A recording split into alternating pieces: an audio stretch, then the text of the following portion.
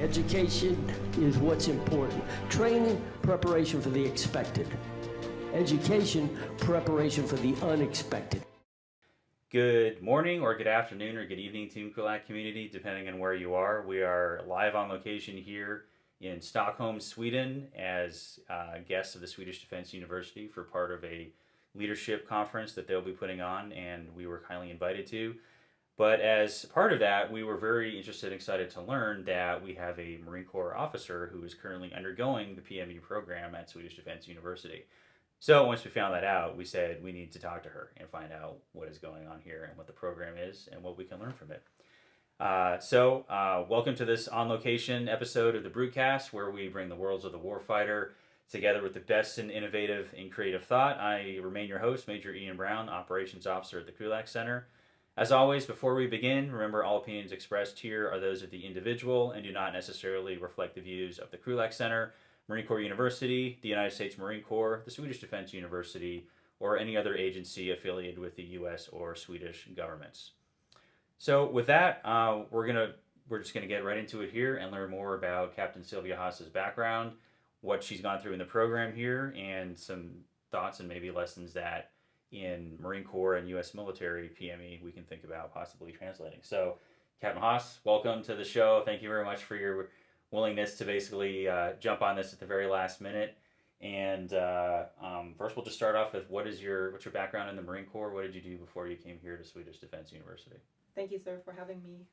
I come from U.S. Cybercom. In that capacity, I was the aide to the Deputy Commanding General, and I also spent some time in the Future Ops for the Great Power Competition mission set. Okay, and then was your background as cyber or as an intel officer, or it's one? Intel, actually, MACTF Intelligence. I'm with the Air Intelligence Theater MOS. Okay, and you mentioned you've done some time as an Air Intelligence officer for Active Duty Squadron. Indeed. Initially, I was with HMLA 169 out of MAC 39 in Camp Pendleton. I did a UDP with them in 2017, followed by a PCA to 1MEF EOTG, the G7, in order to design the realistic training for the Muse to certify before deployment.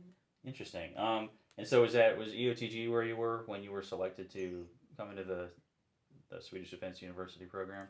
It was not. It was actually a winter day during COVID, so reduced manning and the phone rang, and I had hiccups with my language entitlement, and so some major on the phone mentioned something about languages, and I immediately went on a rant and asked where my payment was. And he said, well, I'm actually calling about something completely different. It's an opportunity. Would you like to hear, Captain? Oh, do I have a deal for you? So he then casually asked, well, how good is your Swedish? And that was a unique question, because in my years of testing these languages, I'd never heard that there was a tie-in. So I questioned why I'm actually testing them. So someone legitimately being aware, first of all, and then asking was quite the surprise. So then I guess, if you were tested for and identified for that, you picked up the language somewhere. So I guess we should go back a little bit further.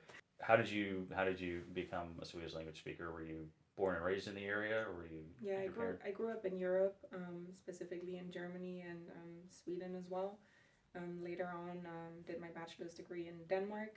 Come to find out later on in Sweden that Denmark and Sweden are very distinct, and that advertising that you speak Danish is maybe not as appreciated. But to a non-Scandinavian language speaker, the languages are very close, so one lends itself to the other. Although from what I hear, it is easier for Danish people to understand Swedes than vice versa, and the same will go for Norwegians, that they can understand Swedes and also Danes. Interesting. We'll have to talk to Henrik Paulsen, who is our visiting fellow at MCU, see if that bears out or not. All right, so you found out about the program via a phone call out of the blue on an unrelated subject to PME, although it was related to Swedish language. So I guess, what is the program that you're in right now? What is it called? What's sort of the structure and content of what you've been studying here since you did become enrolled? So it's called the Higher Officer Program, and it is designed to be an equivalent to Command and Staff. It can be a 1 or 2 year program. Some students will finish with a essay after the first year, while others will do a master's thesis after the second year. And those ones will promote upon completion of their PME. Okay. And I see you're enrolled in the 2-year program, correct? Correct. Okay, so you're going to get an MA out of this. Is it what MA in War Studies? In military science. Okay. So what is your 1 year through the program right now? Year one of Just 2? about. Okay. So what have you studied so far in the 1 year that you've been here? Lots of foundational coursework, such as war and flexibility. Flexibility is a big word in the Swedish military. Also some theory and method to really understand quantitative and qualitative means of doing your scientific research. Some military history courses, some elective courses, a little bit of everything, strategic, operational, and also at the tactical level. Okay. The flexibility, actually, if we could maybe expand on that a little bit for the benefit of our audience and listeners, and I'll certainly include myself, not aware that flexibility was a term of importance in the Swedish military. So could you define, like, what does it mean for the Swedish military and why does it receive sort of prominence in the course of study? I think first and foremost, it's a mindset, and it's also an understanding that, for us, it's sort of a given that, we represent the superpower, but for Swedes, being the perspective that they are a small state and, using limited resources, how do doctrine, a lot of it is largely informed by U.S. authors, how can it apply, for example, in the air course, the tactical elective course that I'm taking right now. The question is, how does air power and how do concepts apply to a small state, and is there actually a strategic notion in air power for a country like Sweden? So flexibility being a mindset, but being applicable really across the warfighting functions. Okay. No, good. I appreciate you explaining that, because this kind of drives into, we'll get to it here in a couple questions, but sort of comparing what we study in Marine Corps PME versus what's important in Swedish PME. So what's your experience been so far as sort of an exchange student at a foreign military PME institution for you? So I would say that the Swedes have a premier educational system, and the methodology also sets itself apart. We have something that is sort of a reflective process, and we also have a feedback process, a peer feedback process. And so it really reinforces some of the insights that you may make on your own as you study the materials, and that you run them by each other.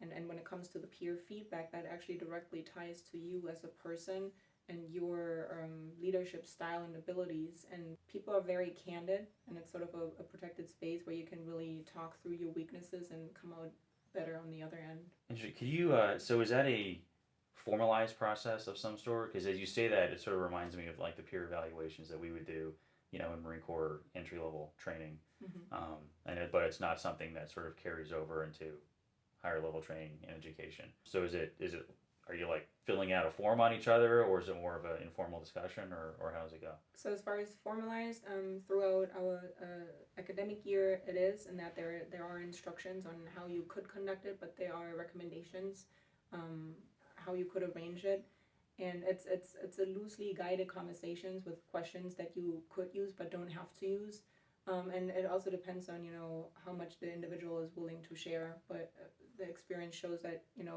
sharing more, and especially being able to talk through your weaknesses, again, probably results in better outcomes. And does this feed into your final grade, for lack of a better term, as a part of your evaluation of your time here? There is a course that is tied to this process, in which you basically have a journal on your leadership experiences, and the themes are to lead and to be led. So to be able to do both, and there is a final paper associated with that will become part of your overall grade, where you also apply some of the leadership theories. No, that's very interesting. And so that kind of leads me now into sort of second part of this question, which is you're also doing Marine Corps PME at the same time, which I'd ask you how that wound up, but understanding like when officers have to do their PME, I guess this is just, it's how the timing worked out for you. But since you're into EWS, distance education right now, while you're doing foreign military PME at a command and staff equivalent level, how would you compare the two? What's your what are some of the differences that you've seen maybe some contrasting strengths and weaknesses between each of them as you're doing them simultaneously?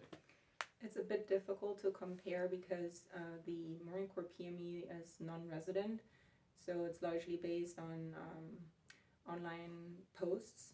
I will say, as far as that goes, I've been really enjoying reading the posts, even though it's a bit artificial because it's not real time and it's time consuming to read, but it's a unique way to still participate in conversations, which otherwise I may not be able to.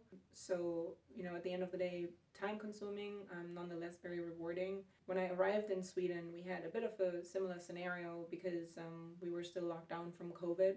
So we used a lot of Zoom and chat forums. Ever since we've been able to see each other in person, it's greatly benefited the overall learning process.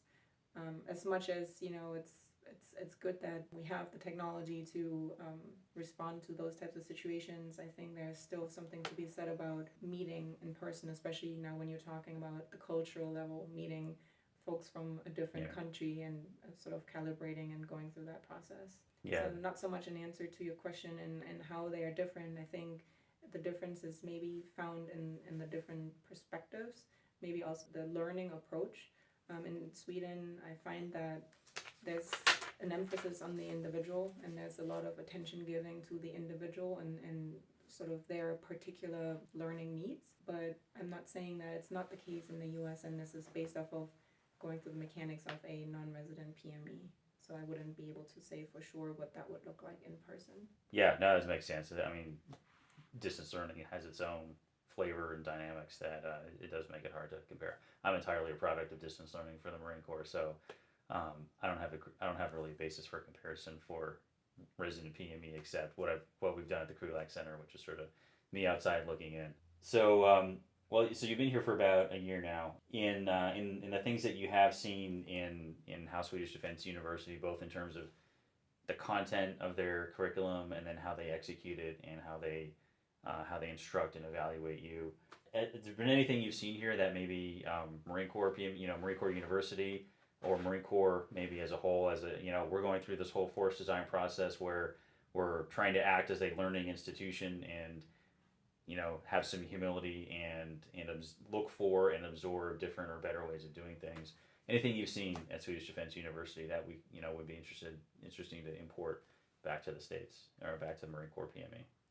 So there's a really good mix of theory and practical application, as well as participation in different exercises.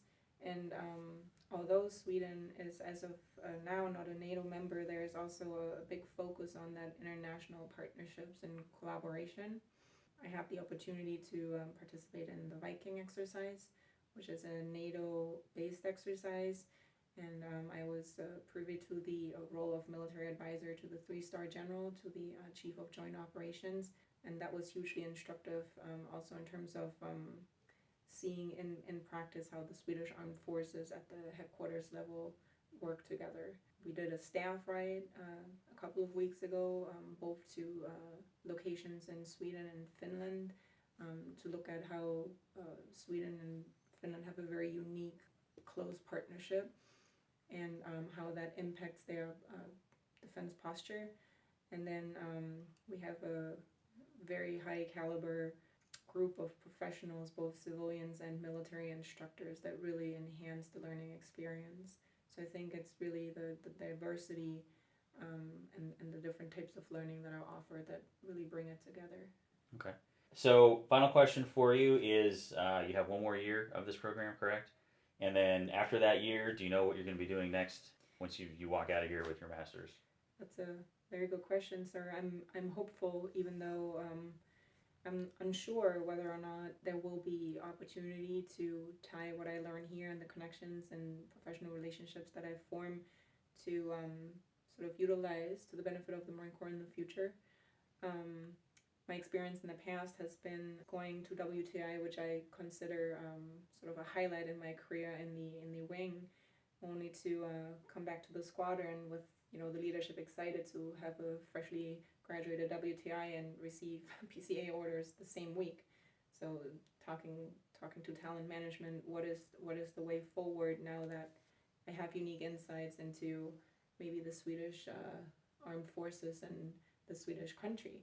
So my hope is that, whether it leads down a path where I can be in a FAO utilization capacity, I'm unsure. I hope that by then the organizational change that is promised in talent management has caught up and we can actually realize some of those plans. Yeah, I mean, and we're not going to get deep into current events here in this particular episode, although we may have chances here and while we're out here in the rest of the week. But it is, should Sweden join the NATO alliance, right? You've had a front row seat and you've been immersed in that culture, so it certainly makes sense to maximize the insights of someone who's been here for 2 years as part of that, pulling the new folks into the alliance and having a pre-existing bridge would probably be pretty helpful for that process.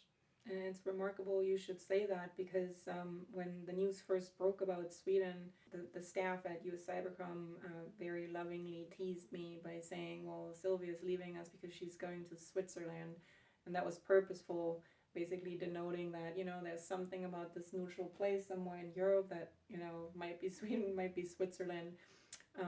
But the idea being that it wasn't all that important. It didn't seem all that important. And fascinatingly, in that little time that I've been here, it went from, well, maybe it's actually really important. Not only because, you could draw parallels between, non-NATO members such as Ukraine that is being attacked, and what implications that would have for Sweden, and of course also how it drives a conversation about NATO membership that maybe previously couldn't exist into sort of like a healthy, more public, more mainstream setting. Yeah, no, I think among everything else, if there's one thing that the war in Ukraine has sort of shown pretty strongly is don't think your assumptions are going to, the assumptions of today are going to stand tomorrow, because things can change very very radically, and you if your mindset is not ready for that change, you're going to be caught behind the power curve to make the best of that change when it does come. All right, so I think we've got the end of the list of questions here. I'll throw one in. Sure. So you kind of hit on it, but for those who are interested in doing this kind of program, what's the best thing and the most challenging part of this tour for you so far? In terms of challenges, I think it's understanding that you're coming to an entirely different system from what you're used to. It's bureaucratic at times, it's tedious in terms of nothing is compatible. So you just have to sort of work through that and just, be patient and understand that it's just part of your adventure. And then in terms of, what's the best thing, there's so many things, they're actually hard to list, and ultimately what it boils down to, we arrived for an introductory course, and by we I mean the other international students. There's 4 this year. So there's an officer from the South Korean Air Force, one from the Brazilian Air Force, and then there's a German student, I believe he's an engineer. And so between the 4 of us, we had a very unique introductory experience to sort of set us up for success once we were then to meet the Swedish students.